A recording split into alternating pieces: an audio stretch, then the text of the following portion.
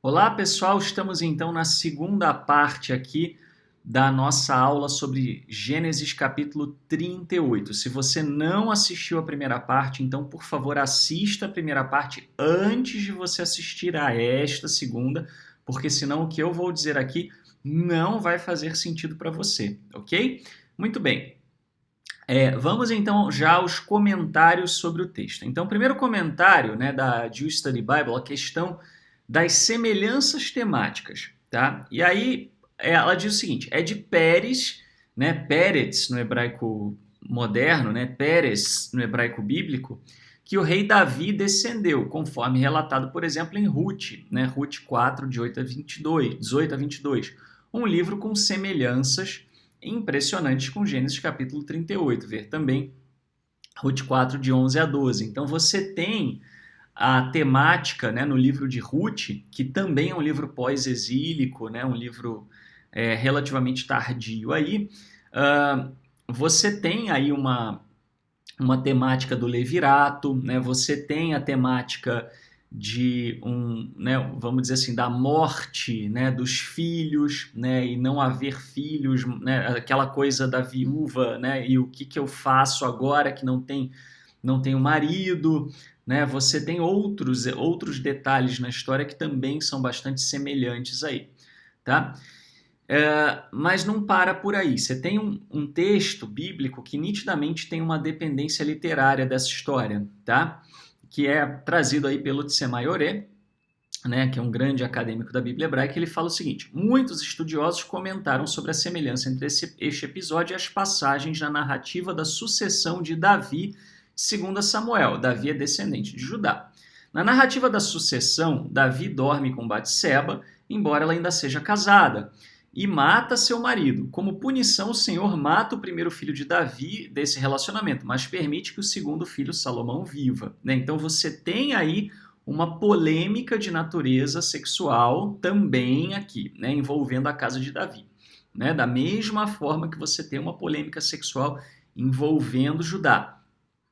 O Senhor também promete semear discórdia na casa de Davi. Assim, Amnon, o mais velho de Davi, estupra sua irmã Tamar, o que leva Absalão, seu irmão, a matar Amnon antes de finalmente tentar matar Davi. Os nomes dos personagens são semelhantes: Batsué, Batseba, Tamar e Tamar, né, o mesmo nome, Onan e Amnon. Observe também o enfoque nas indiscrições sexuais de judaítas proeminentes em ambas as composições e a validação final dos herdeiros resultantes, Pérez ou Zerá e Salomão. Então, ele faz esse comentário, né, de como as histórias são muito semelhantes para ser coincidência. Os nomes são muito parecidos, a questão de você ter uma indiscrição sexual como pano de fundo da questão, mais de uma, você tem duas indiscrições sexuais aí, né? Você tem a questão da morte de filho, você tem a questão de repente, no fim de tudo, tem um herdeiro que ele é o legítimo herdeiro, que ele é validado, tá? Então, e os nomes são semelhantes. Isso é coincidência demais para a gente poder admitir que seja só uma coincidência. E não é o único lugar da Bíblia hebraica onde você tem isso, semelhança temática e semelhança de nome, tá? Então, nitidamente há uma dependência literária de uma história para outra, tá? Agora, qual é a história original? Né? Esse é que é o grande X da questão. Alguns apostam, né, aqueles que olham para os relatos da dinastia davídica e tal como mais históricos, tendem a achar que o relato de Judá e Tamar é que é mais, né, anedótico, vamos dizer assim, que veio depois. Outros não, outros entendem, né, como é o caso do Tsemayoré, que o primeiro relato é esse, de Judá e de Tamar e tal, claro que é uma lenda, etc. E que depois a polêmica contra a casa de Davi teria sido escrita baseada nessa polêmica, tá? Muito bem. E aí, obviamente, né, não há uma conclusão sobre isso. O que a gente pode dizer é: existe uma nítida interdependência literária, isso com certeza, tá? A questão aqui de Adulão, né, que eu falei, ele falando, né, que Judá foi morar em Adulão, então aqui você tem Hebron, né, Mamré, que são dois lugares conhecidos, tá? Belém, Jerusalém estão para cá. Então você tem aqui bem, né, ele vai, né, na direção aí sudoeste, tá? Localizado, na verdade não, ele sai de Hebron, então ele sai a noroeste, né? Localizado em Shefelá, Adulão foi identificado como Tel Sheikh Madkur, a noroeste de Hebron, vide 1 Samuel 22:1 ou Miqueias 1:15. Teria sido uma altitude mais baixa do que Hebron, 3.040 pés acima do nível do mar, e portanto a declaração de que Judá desceu é apropriada. Então, esse é o comentário da IVP Bible Background Commentary, que acredita que o termo descer é usado aqui por causa disso, porque na verdade ele desce, né, para uma região mais baixa, mais plana, tá? Ou é isso, ou, né, tem alguma outra razão aí com base na construção literária do texto. Então vamos falar aqui da questão do levirato. Ele é assim definido pela Jewish Study Bible. O dever em questão, conhecido como casamento de levirato, é explicitado em Deuteronômio 25, de 5 a 10. Se um homem morre sem filhos, seu irmão é obrigado a se casar com a viúva e seu primeiro filho é considerado filho do falecido. Então assim, pessoal, com relação ao levirato, primeiro a gente deve entender, como eu falei um pouco mais cedo, a lógica da coisa, tá? Era uma desgraça um homem não deixar descendência, né? E você tinha também uma questão aí econômica, né, de herança. Então, para poder remediar a situação, o irmão de algum homem que tivesse morrido sem deixar herdeiros, ele deveria, então, se deitar com a viúva do seu irmão e gerar um filho que não seria considerado dele, mas sim do irmão. Isso era um costume comum no Antigo Oriente Médio, tá? Deuteronômio 25, de 5 a 10, ele vai regulamentar essa prática, ele traz leis referentes ao levirato. Isso não quer dizer que em todos os lugares da Bíblia hebraica o levirato fosse praticado assim. Por exemplo, né, vai ser falado Ruth 4, ou mesmo aqui em Gênesis, ou em outros pontos no Antigo Oriente Médio, cada lugar teria a sua prática, tá?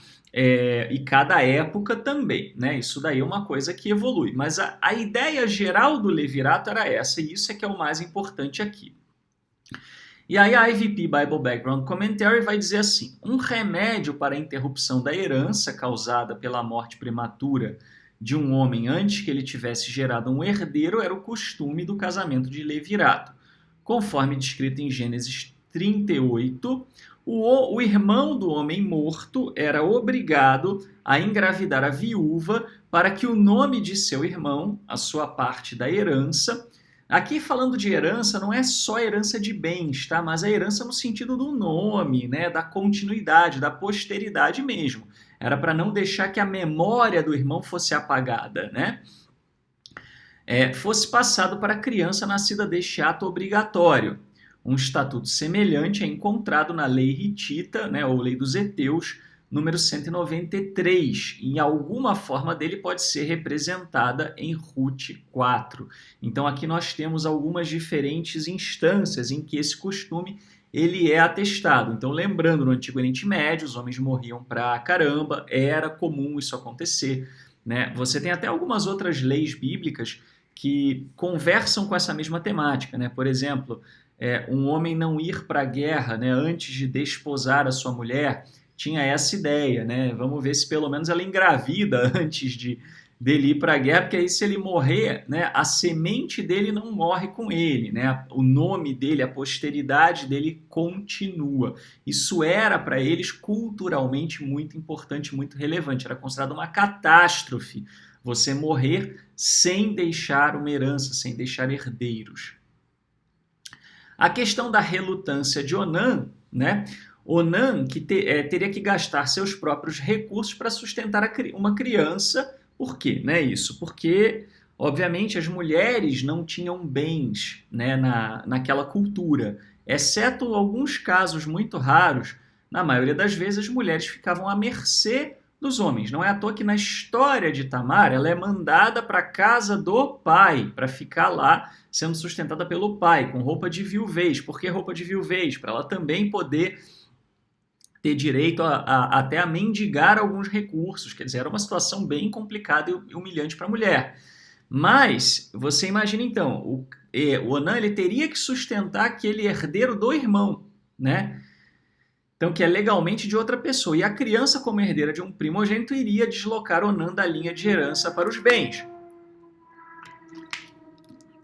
Então, o que você tem é uma situação que para Onan era absolutamente terrível, era pior cenário, quer dizer, eu vou ter um monte de ônus com essa criança e eu não vou ter bônus nenhum, pelo contrário, essa criança ainda vai tirar o meu lugar e o meu direito aos bens, né? Então a gente consegue entender a lógica do raciocínio de Onan, que colocou os seus próprios interesses acima da questão da memória até do irmão, né? Assim, tipo, que se exploda o meu irmão. Eu quero mais não ficar mal na fita, né? Mais ou menos assim que Onan teria pensado, né? E a questão da perda, né, dos filhos, né? A perda de 2 filhos por Judá e a relutância em entregar o terceiro prenunciam a trágica situação de Jacó, que logo perderá José e Simeão, ou assim parecerá a ele, e se recusará a entregar Benjamim, como ele deve fazer para que a família sobreviva, né? Não é muito claro aqui se o autor dessa história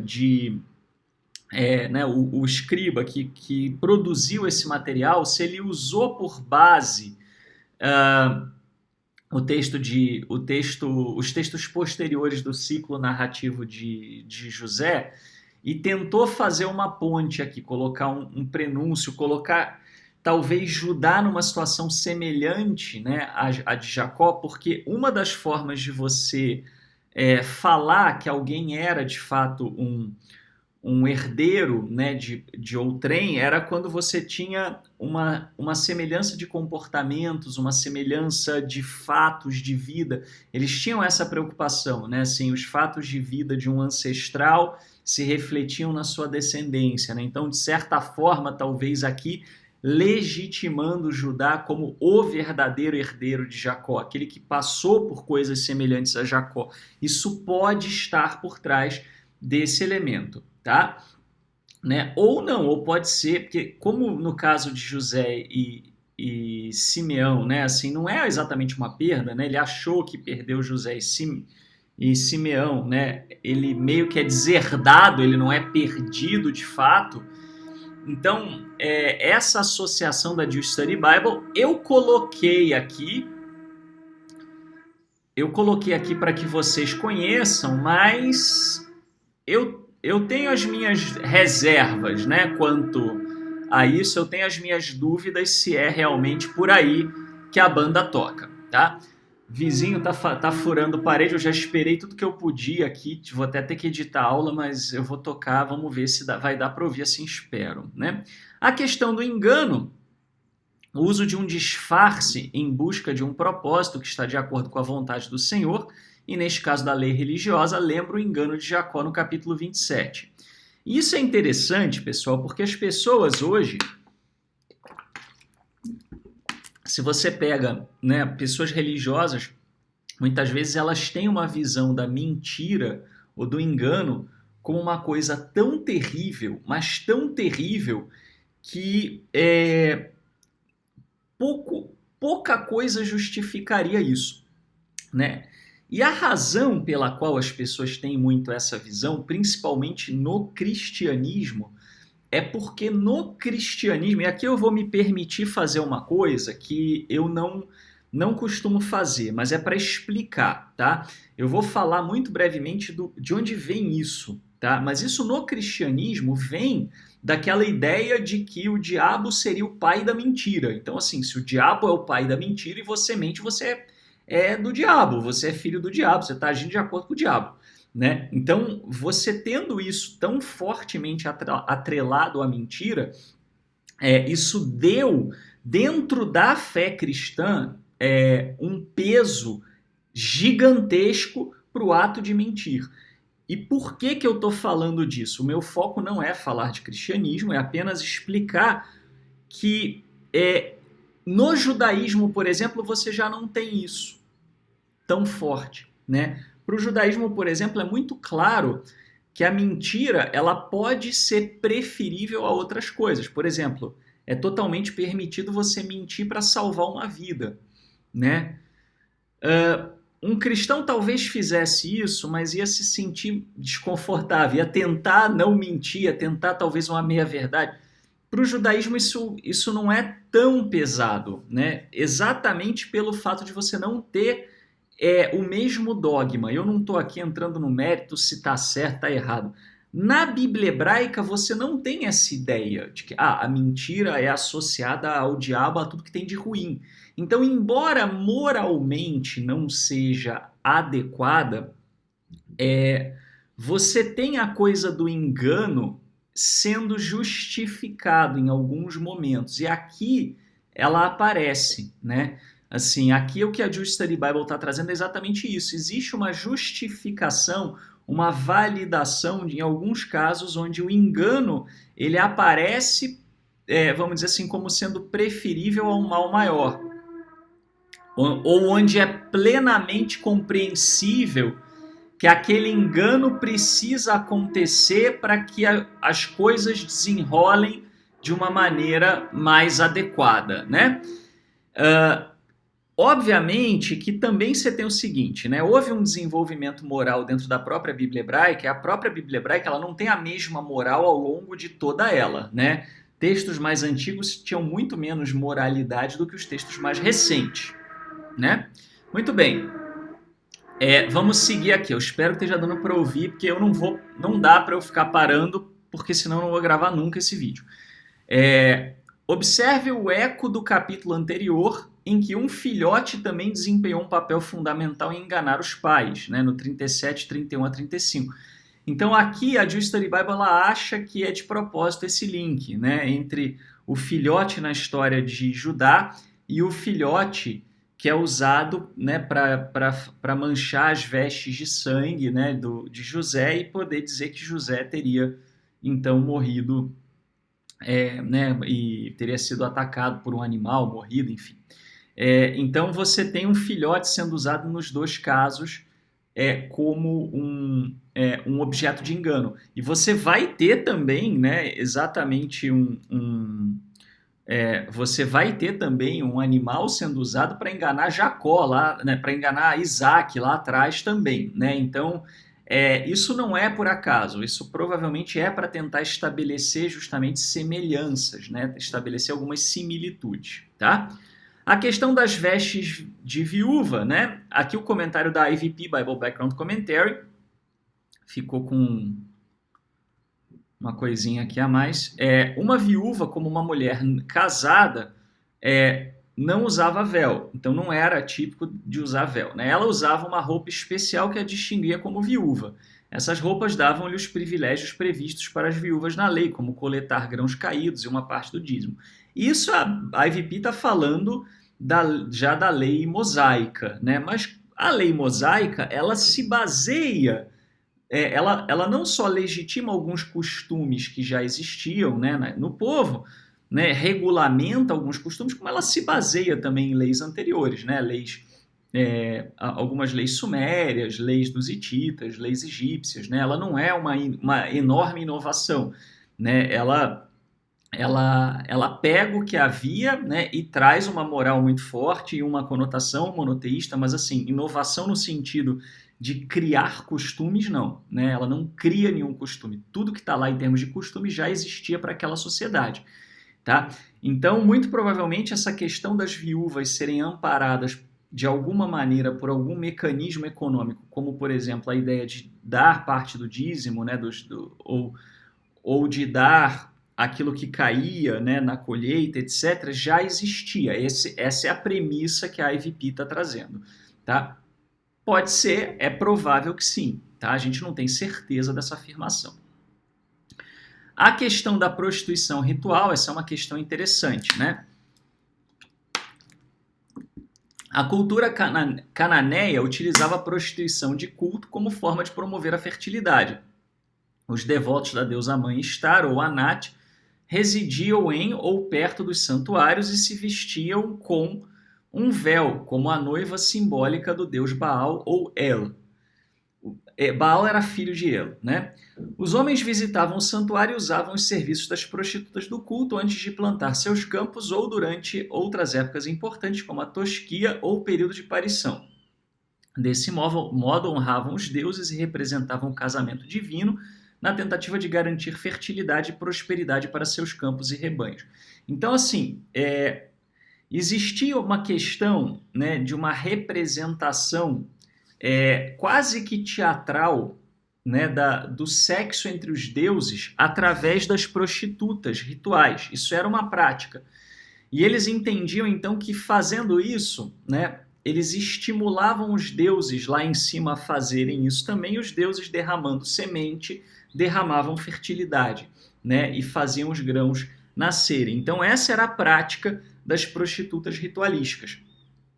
Pelo contexto de Gênesis 38, é bem provável que essa fosse a vibe lá de Judá, tá? Assim, né, pela época, né, que era justamente a época da tosquia, etc., né, pelo fato de estar, né, e da própria questão, né, que os homens colocam, nunca houve prostituta aqui nessa região, não era uma região necessariamente típica, né, de um culto aí a essas divindades e tal, né? Mas mostra exatamente, talvez aqui de forma sutil também, uma crítica à dinastia davídica, né, talvez até numa certa infidelidade religiosa também. Bom, vamos seguir.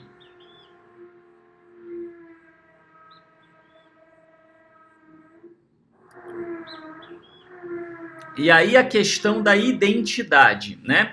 Um meio distinto de assinar um documento no Antigo Oriente Médio era usar um selo cilíndrico, que continha uma incisão espelhada que podia ser enrolada em uma placa de argila ou prensada em cera de lacre ou bolos de argila. Então você tinha era um cilindro, você tem alguns achados arqueológicos que mostram esses cilindros, e esses achados arqueológicos, esses cilindros eles imprimiam, né? Você pegava a argila, colocava lá, né? Rolava o cilindro, tá? Ou esmagava, né? Um bolo de argila, né? Ou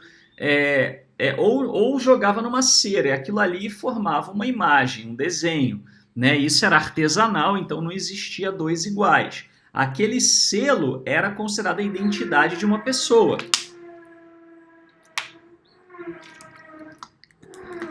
Então servia para contratos e coisas do gênero, tá? Os selos cilíndricos, muito esculpidos em pedras preciosas e semipreciosas, foram descobertos em quase todos os períodos posteriores à Antiguidade do Bronze por arqueólogos. Então era comum. Se fosse uma pessoa mais simples, era feita em pedra mais simples. Se fosse um nobre, você tinha pedra preciosa ou semipreciosa.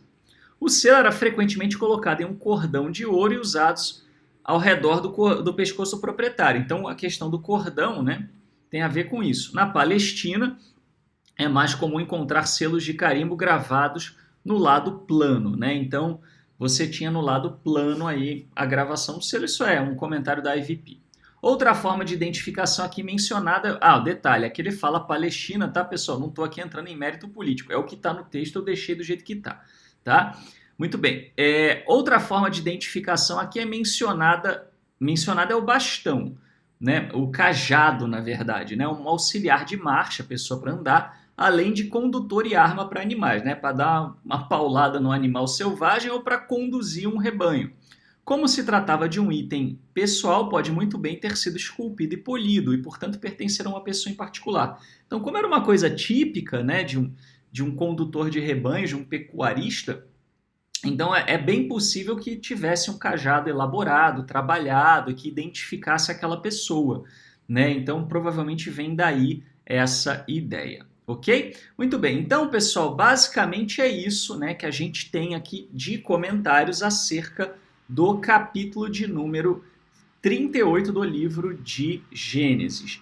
E eu peço a você que, se você gosta das nossas aulas, principalmente se você aprecia esse viés acadêmico, que não é dogmático, que não se preocupa com dogmas religiosos e sim ler o texto pelo texto para ver o que o texto diz, independente do que as religiões querem que o texto diga, né? Então, retribua os nossos esforços. Nós não temos outra fonte de renda para produzir esse material e custa caro, né? A gente tem que adquirir livros, tem que pagar hospedagem de site, né? Tem que fazer manutenção de equipamentos, né? Até agora ainda não paguei totalmente o conserto do meu computador, por exemplo, que eu uso basicamente para produção de vídeos, né? Então faça isso, seja generoso através de uma das contas que está no seu vídeo, né? Então, o Eterno tá vendo, hein?